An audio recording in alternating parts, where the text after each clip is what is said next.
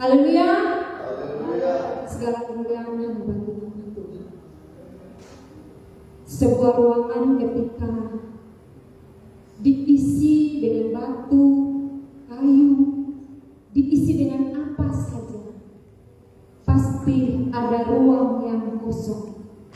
Diisi dengan apa saja pasti ada ruang. Ada ruang besar, ada ruang kecil, pasti ada yang gelap dan kosong. Di malam hari ini, hati kita yang telah dingin, bahkan sedang dingin, hati kita yang telah luka, hati kita yang bercampur dengan segala kebimbangan, keresahan, ketakutan. Tapi di malam ini Tuhan telah merestorasi hati kita. Ketika kita dingin, hati kita dingin, jiwa kita dingin, pikiran kita dingin, tetapi Yesus menggantikan kita berada di tempat yang dingin, di Bethlehem yang sunyi, sepi.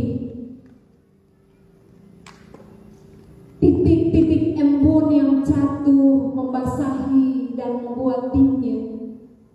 Yesus mengalami dinginnya di Efrata, padang Efrata, yaitu di kandang yang hina, kandang Bethlehem, supaya kita dihangatkan, kita menjadi hangat. Jemaat yang Tuhan Yesus kasihi, malam ini mari kita pergunakan malam ini, malam yang indah, malam yang sunyi senyap. Kita pergunakan untuk kita isi dengan terang firman Tuhan. Ketika sebuah ruangan diisi dengan apa saja, pasti ada yang gelap, sisi gelap. Tetapi ketika satu ruangan diisi dengan terang, maka kegelapan itu lenyap. Maka di hari ini, malam ini, hati kita yang gelap, sudut-sudut yang masih gelap, mari kita biarkan terang Tuhan, terang firman Tuhan menyinarinya, supaya kita bersukacita, kita punya harapan. Puji nama Tuhan. Saya jemput kita semua berdiri dan kita membuka Lukas 2 ayat 8 sampai 16. Lukas 2 ayat 8 sampai 16. 1, 2, 3. Di daerah itu ada gembala-gembala yang tinggal di padang menjaga kawanan ternak mereka pada waktu malam. Ayat yang 9, Bapak Ibu sekalian.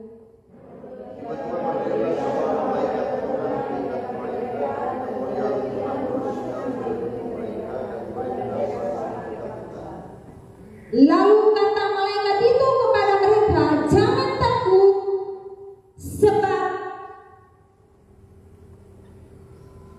sebab sesungguhnya aku memberitakan kepadamu kesukaan besar untuk seluruh bangsa. Ayat 11.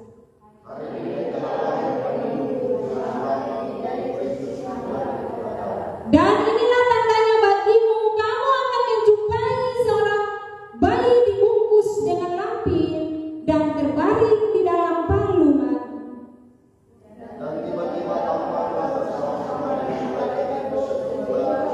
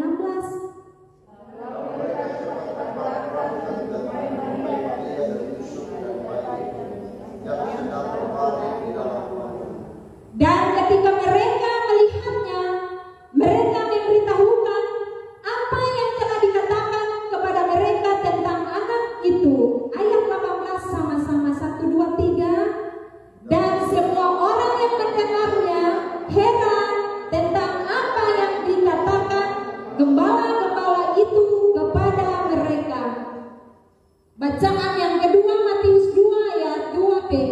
Matius 2 ayat 2b, saya akan membacakannya untuk kita. Kami telah melihat bintangnya di timur, dan kami datang untuk menyembah Dia.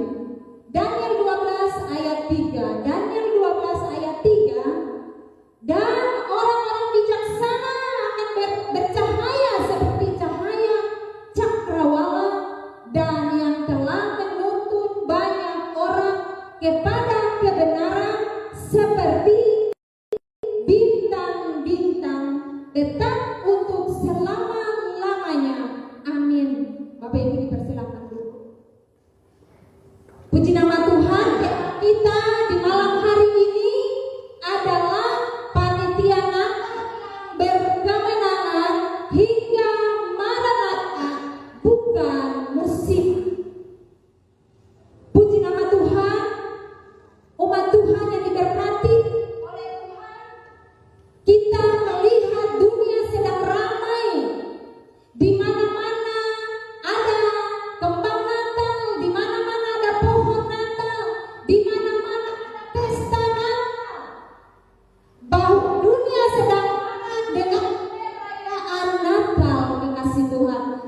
Namun Natal yang dirayakan oleh dunia masa kini adalah bersifat lomba semata atau lomba belaka, di mana-mana penuh dengan dekorasi kasih Tuhan, tanpa adanya dekorasi hati, dekorasi pikiran, ya, di dalam iman, di dalam kehidupan tiap-tiap hari, kekasih Tuhan.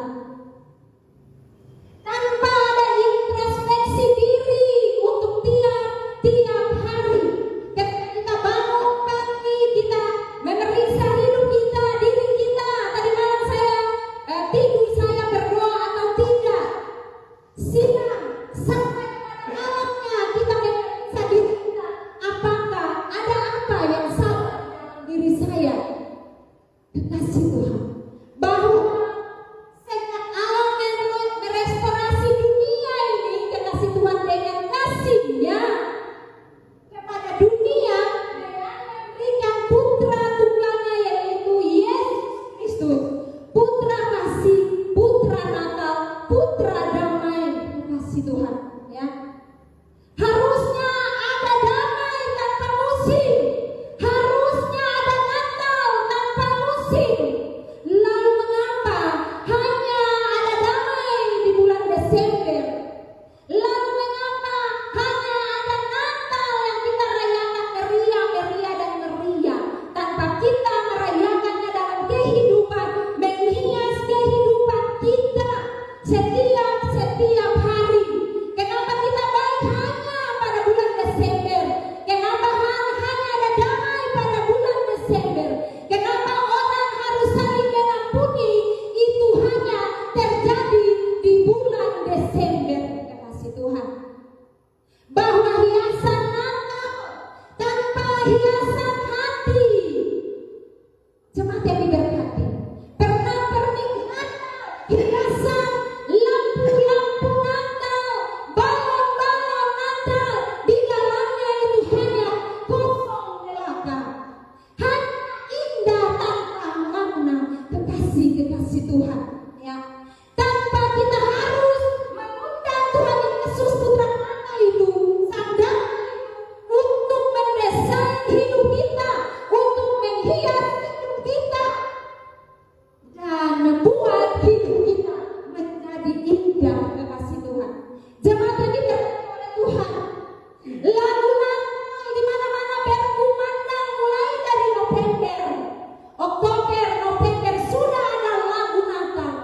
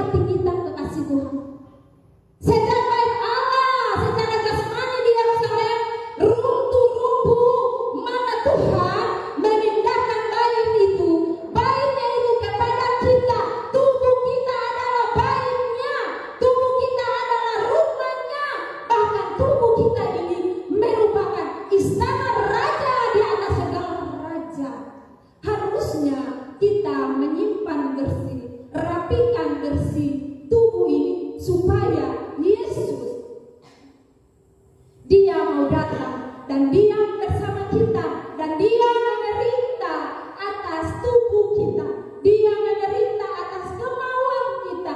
Kita biarkan Dia menderita atas tubuh kita, mulai dari kepala, pikiran, hati, bahkan tangan dan kaki. Kita biarkan Yesus yang mengaturnya, sebab Dia adalah Raja di atas segala raja yang tinggal di dalam istananya, yaitu kita sebagai bait Allah yang kudus. Pertanyaannya, apakah baitnya ini kudus atau baitnya ini kotor? Baitnya ini penuh dengan segala macam kotoran dan sampah dunia, kekasih Tuhan. Di mana hari ini kita minta kepada Yesus Putra Natal itu, biarlah Dia mendekorasi hati hidup kita yang rusak itu, biar Dia memperbaiki, sebab Dia sendiri adalah benteng untuk memperbaiki manusia yang rusak. Hati kita rusak, Dia memperbaiki hati penuh dengan sukacita, kekasih Tuhan. Kita melihat bahwa dekorasi Natal yang terjadi, yang diadakan oleh dunia ini, hanya dekorasi musiman, kekasih Tuhan. Tandanya bahwa manusia sedang mencari alasan untuk membeli baju baru. Sesungguhnya manusia sedang mencari alasan untuk membuat kue, macam-macam kue. Sesungguhnya manusia sementara mencari alasan untuk pergi liburan, untuk bertemu dengan sanak keluarga, tanpa memaknai kasih Natal yang sesungguhnya, kekasih Tuhan. Kado Natal ada di mana-mana di setiap perayaan Natal, kekasih Tuhan. Lalu di mana kado Natal? Setiap waktu di mana Yesus, saudara-saudara Yesus sedang kedinginan, di mana kado Natal sementara saudara-saudara Yesus sementara mengalami kelaparan tanpa pakaian, kekasih Tuhan. Sementara di meja makan ada bermacam-macam kue, ada bermacam-macam makanan, bahkan kulkas makanan lauk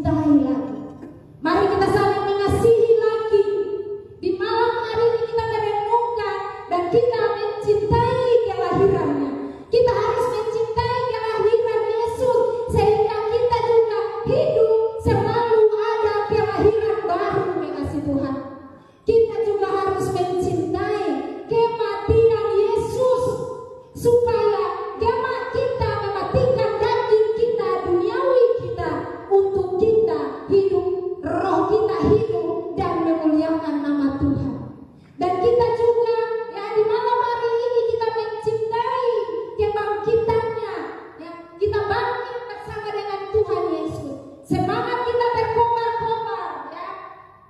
Suka-sukanya Tuhan mengatur kita dengan semangat kita yang berkobar-kobar kembali. Kekasih Tuhan, di malam hari ini kita mari kita mencintai kenaikannya ketika dia naik ke surga dan dia menyediakan tempat bagi kita. Untuk itu kita tinggal di dunia, kita tidak berleha-leha, tetapi kita bekerja dan memberi buah. Kita juga mencintai keturunan Roh Kudus, pemberian Roh yang kudus untuk mengatur hidup kita, menguatkan kita, menghibur kita, saudara-saudara. Dan kita juga mencintai kedatangannya pada kali yang kedua. Dia datang untuk menjemput kita, kekasih Tuhan, untuk membawa kita kepada tempat yang kekal, yaitu surga, rumah Bapa. Kekasih Tuhan, sesuai dengan tema kita di malam hari ini, mari kita merayakan Natal dengan benar. Setelah bulan Desember kita Natal terus, kita damai terus, kita kasih terus. Sekalipun Januari, Februari, Maret sampai berulang-ulang tahun ini, kita Natal terus, kasih terus, damai terus, saudara-saudara. Kita merayakan Natal tanpa batas, damai tanpa batas, kekasih Tuhan. Dan biarlah di malam hari ini kita meneladani panitia Natal yang 2000 tahun yang lalu. Ya, mereka sudah sukses, Maria sudah sukses melahirkan juru selamat. Yusuf sudah sukses memberikan hatinya untuk menjamin istri dan anak bayi Yesus, melindungi bayi Yesus dan istrinya Maria, kekasih Tuhan. Gembala-gembala mereka sudah sukses, ya. Dan juga malaikat juga sukses mewartakan kabar sukacita dari surga. Dan juga bintang para maju juga sudah sukses, masing-masing menjalankan tugasnya dengan tanpa marah-marah, tanpa saling membenci. Tetapi masing-masing sudah tahu tugasnya dan melakukannya dengan baik, dan mereka berkemenangan. Sekarang tugas kita, bagaimana kita menjadi panitia Natal untuk menghadapi akhir zaman, menghadapi kelahiran Natal akhir zaman, kekasih Tuhan. Natal 2000 tahun yang lalu lahir kepala gereja, dan kemudian bagaimana tanggung jawab kita untuk melahirkan anak-anak rohani yang sempurna, untuk nanti siap diangkat, siap disingkirkan. Kekasih Tuhan, mari kita memiliki anak-anak rohani, ya. Perempuan pelacur sundal Babel, wanita sundal Babel itu, dia tidak punya keturunan, ya, kekasih Tuhan. Tetapi anak-anak rohani, gereja Tuhan harus punya anak-anak rohani, harus sabar membimbing anak-anak, membimbing pemuda, membimbing wanita, membimbing keluarga, supaya mereka menjadi gereja yang kuat, gereja yang tahan banting untuk menghadapi dunia ini, kekasih Tuhan. Ya, bahwa panitia Natal, mari kita dengarkan kisah gembala-gembala di Efrata, ya. Kita dengarkan para majus yang berjuang dengan gigih dan menang, kekasih Tuhan. Ada tokoh utama Maria, ada tokoh utama Yusuf, dan ada tokoh paling utama Yesus Kristus. Ada malaikat, ada bintang, semua melaksanakan tugas dengan penuh tanggung jawab, tanpa comel-comel, tanpa omelan, kekasih Tuhan. Kita melihat bahwa ada mesin para gembala bermesin dan dituntun, dipandu oleh malaikat yang tadi kita sudah baca, ya. Di padang Efrata. Efrata adalah nama puisi atau nama lama dari Bethlehem. Kekasih Tuhan, gembala di padang Efrata ketika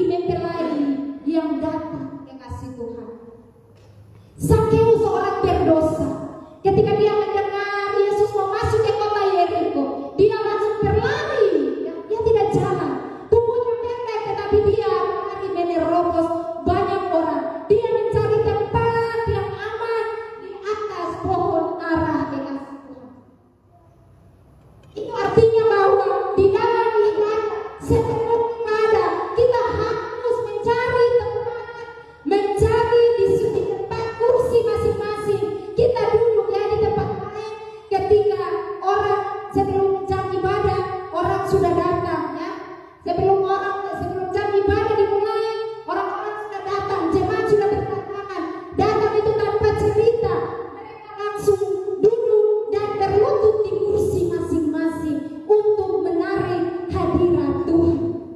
Kekasih yang diberkati oleh Tuhan. Untuk itu kekasih Tuhan, mari di malam hari ini kita belajar dari gembala. Kita belajar dari gadis bijaksana. Kita belajar dari Zakheus. Mari kita bertobat dari waktu kita yang berlambat-lambatan karena Tuhan Yesus, Tuhan itulah waktu itu sendiri, kekasih-kekasih Tuhan. Apabila ada hikmat, ya, ada ilham mendoakan orang ini, ada telepon mendoakan atau ada ilham untuk mendoakan orang lain, cepat berdoa, cepat ke kamar dan berdoa sungguh-sungguh. Keburu orang itu akan meninggal. Kalau ada di hati kita, firman berbicara di hati kita untuk kita menolong orang, lakukan sesegera mungkin. Jangan tunda kekasih Tuhan, ya.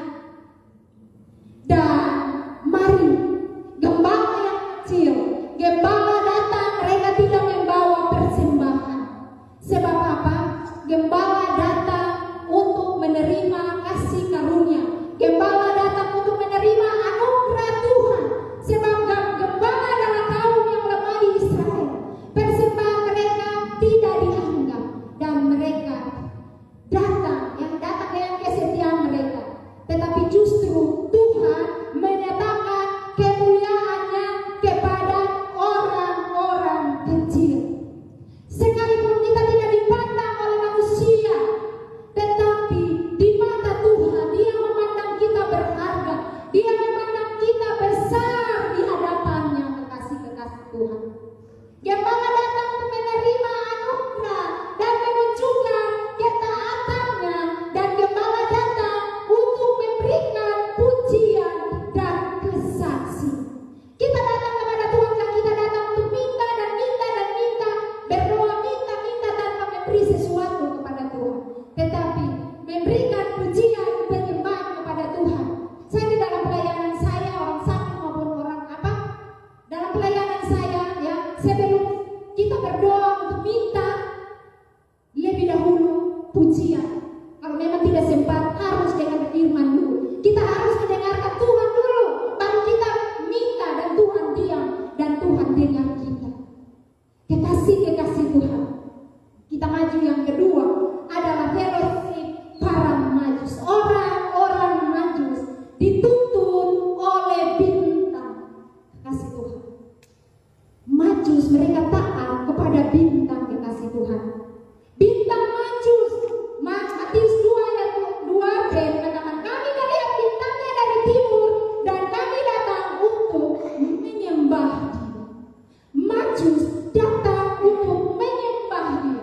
Menyembah dalam bahasa Yunani adalah proskuneo. Saya sudah pernah menerangkan tentang ini. Proskuneo artinya bersujud, memberi hormat dengan sikap tunduk dan merendahkan diri. Contohnya seekor anjing. Ya, sikap seekor anjing kepada tuannya, di mana tuannya kemana-mana dan ketika datang dia sudah melepaskan ekornya. Ketika tuannya duduk, anjing itu juga duduk dan dia menjilat tangan daripada tuannya. Demikianlah kita dengan Tuhan. Kita menyembah Tuhan. Kita proskuneo kepada Tuhan Yesus. Dan para majus itu, mereka datang. Saya salah, bukan gembala yang proskuneo, tetapi majus. Mereka datang kepada Tuhan. Mereka proskuneo kepada Tuhan. Dan mereka merupakan ahli perbintangan. Dan ketika mereka melihat bintang kelihatannya dari timur, kekasih Tuhan, mereka sudah tahu bahwa ada seorang raja yang baru lahir. Ketika mereka melihat bintang itu, ya, mereka langsung melangkah, tidak lama-lama. Mereka langsung melihat ya bintang itu dan mereka melangkah.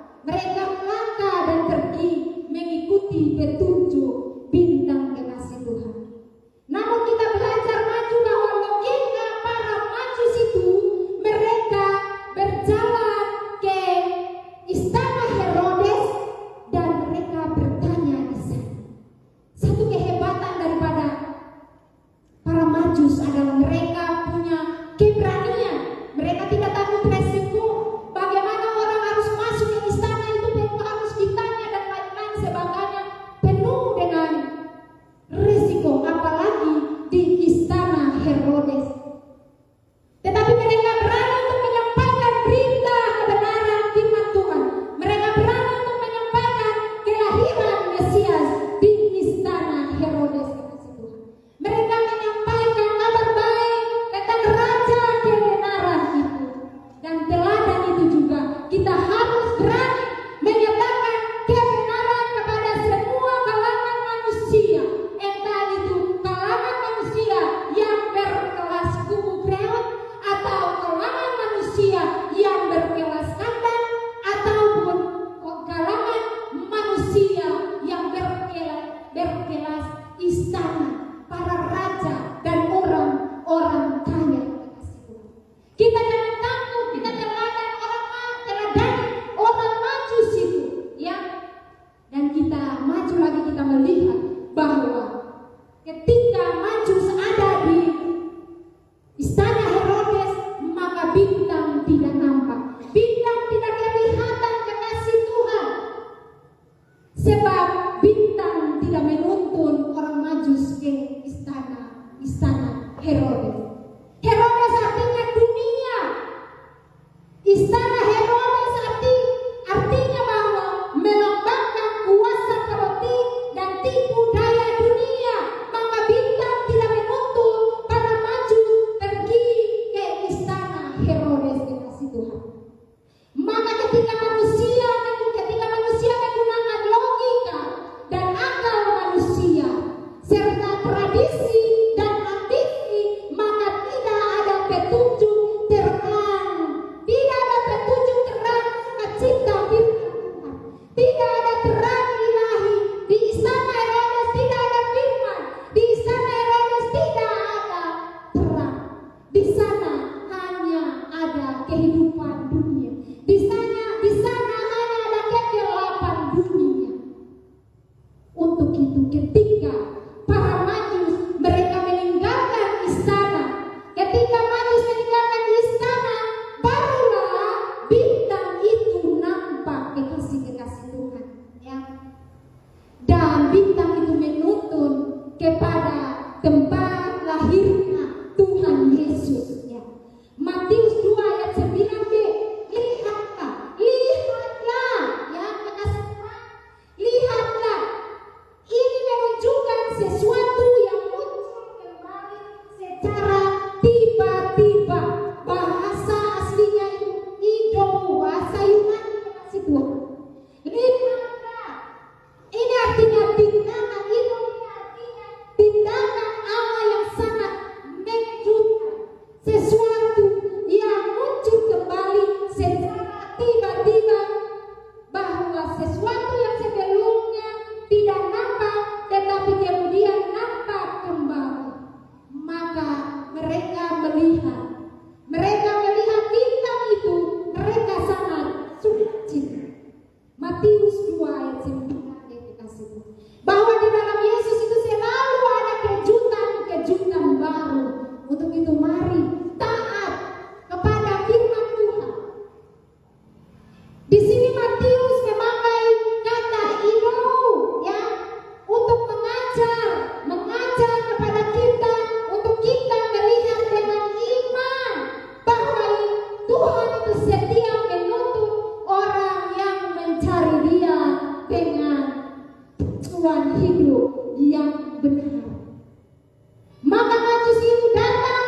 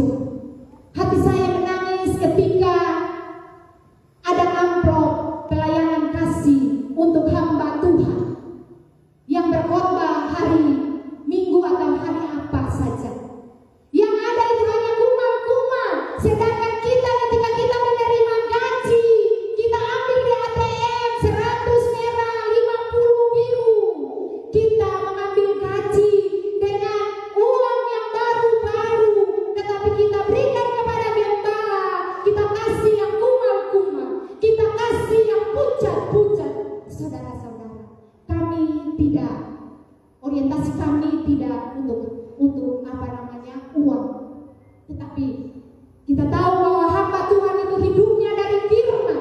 Kasih Tuhan. Kadang saya menangis. Ketika saya menerima PK dari Ibu Gembala, di situ saya ingat, kasihan kalau saya itu masih ada sumber dana dari suami, ada dari anak-anak.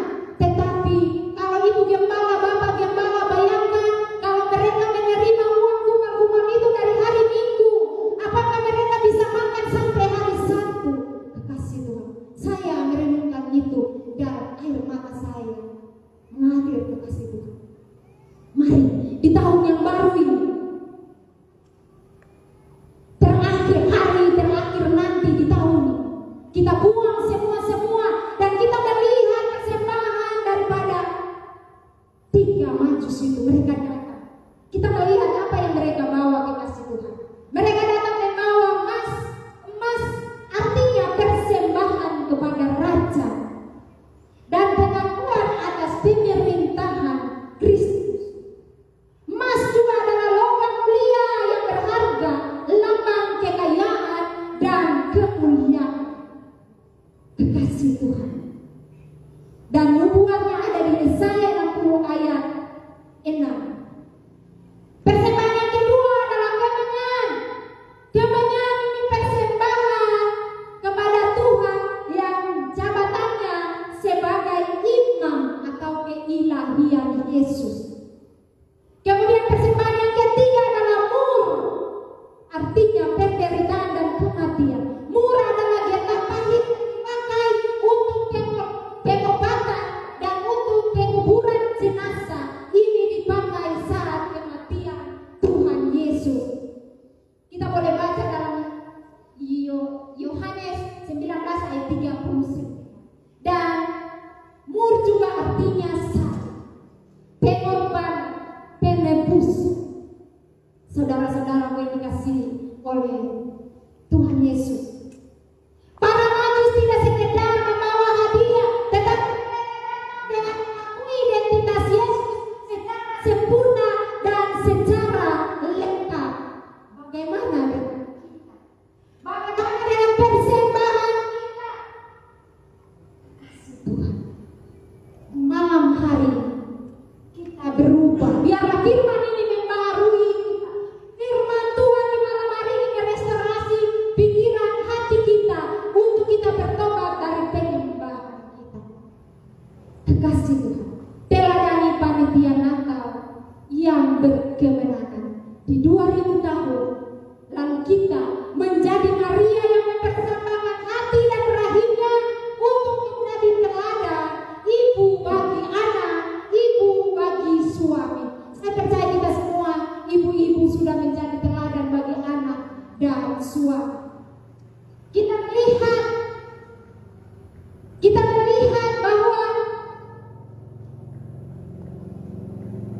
kita akan melahirkan gereja-gereja yang sempurna, dan juga kita menjadi Yusuf yang mempersembahkan hati dan menjadi pelindung bagi anak dan istri kita. Kekasih Tuhan. Jadi malaikat, ya, jadi ayah, ya, di mana anak-anak menemukan kasih dan kebahagiaan di dalam rumah. Jangan sampai mereka mencari-cari kebahagiaan di luar, tetapi ayah memberikan pelukan kasih sayang kepada anak-anak, juga memberikan kasih sayang kepada istri. Jangan biarkan istri curhat-curhat di Facebook, kekasih Tuhan, tetapi biarkan istri curhat sandar kepada suaminya di dadanya sambil bercerita, sambil menyatakan keresahan-keresahan. Kita menjadi malaikat membawa berita sukacita, bukan pembawa gosip, bukan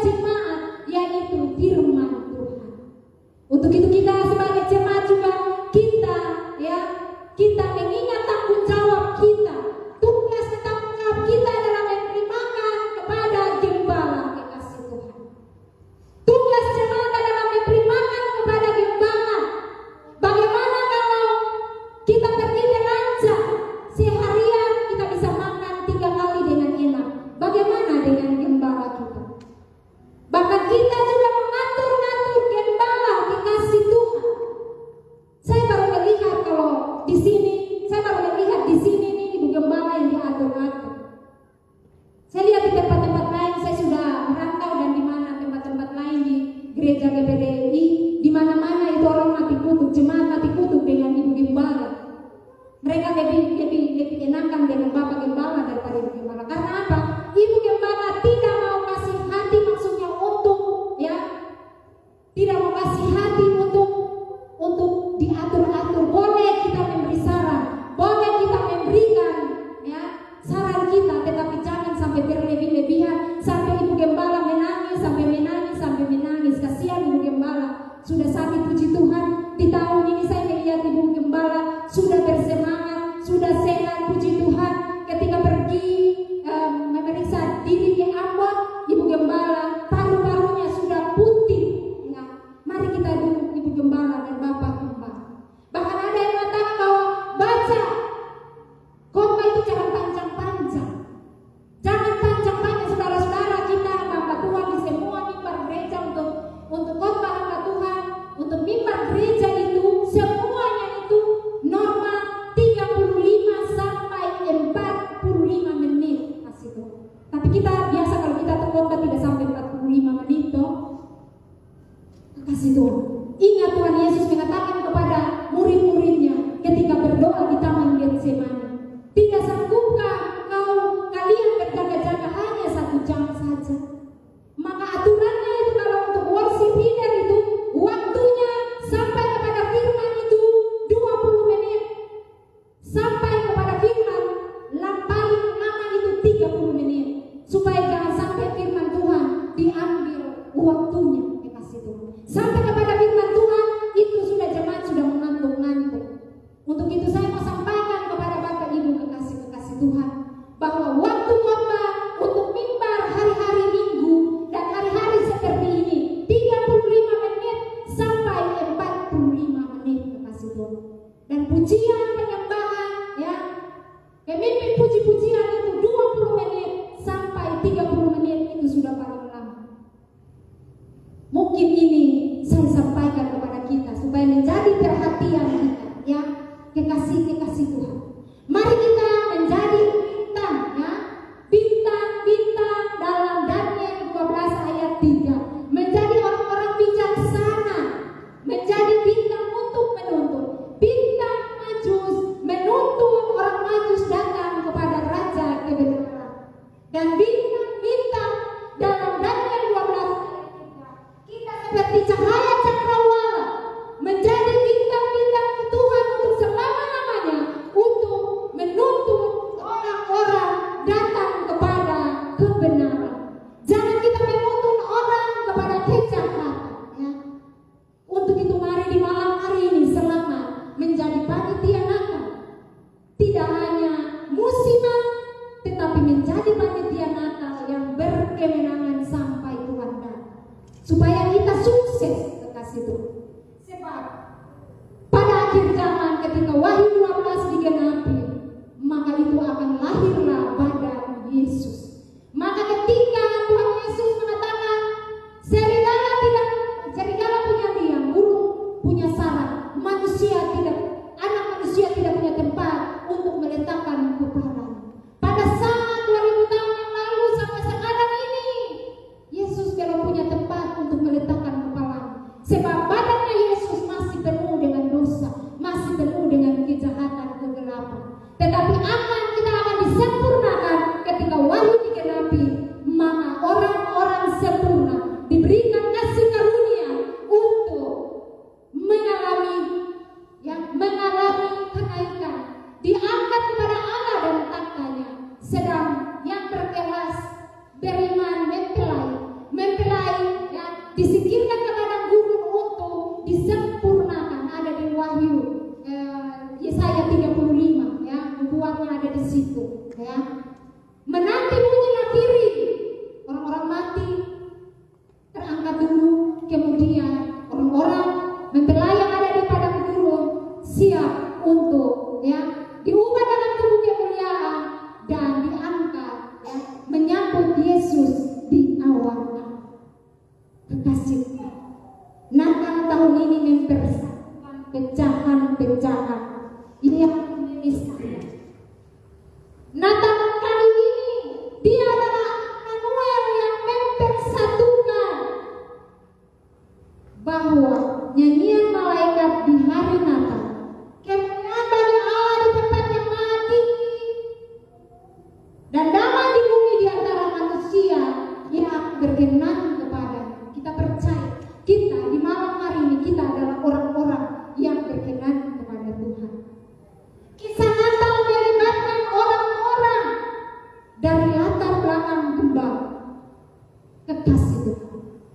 satu hal lagi yang mau saya ingatkan, bahwa jangan meneladani Herodes.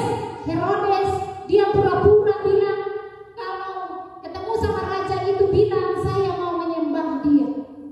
Di mulut lain, di hati lain. Ini menggambarkan orang-orang yang berbicara mulut lain, hati lain.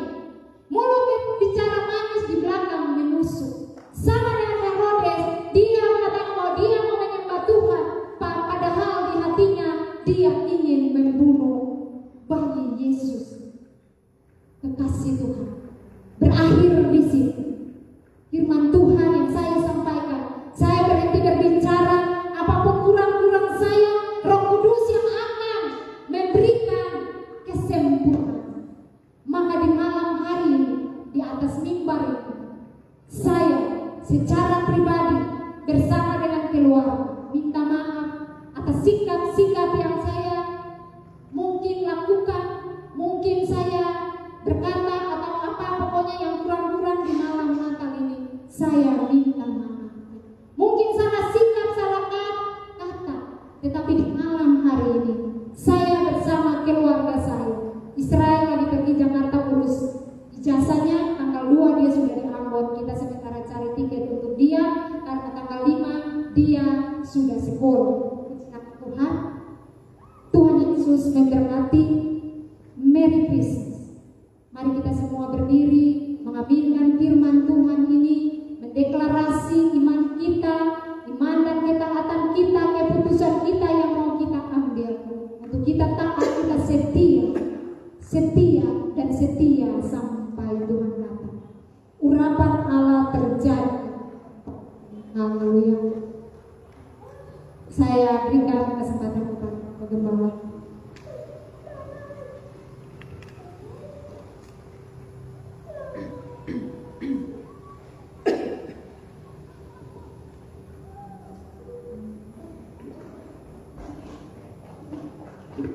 Puji Tuhan, kami undang Sigas worship leader mari tampil ke depan. Kami kita bangkit berdiri sambil melakukan pujian.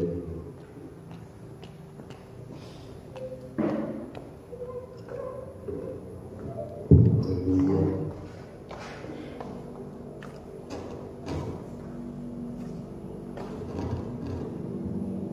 Urapan Allah terjadi.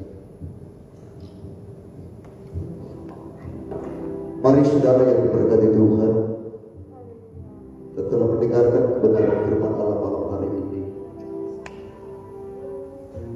saya percaya Roh Kudus ada di tengah-tengah kehidupan kita. Kita buka hati kita malam hari ini, saudara yang diberkati Tuhan. Izinkan Roh Kudus bekerja, menjamah dan memulihkan setiap kehidupan kita sebagai umat Tuhan.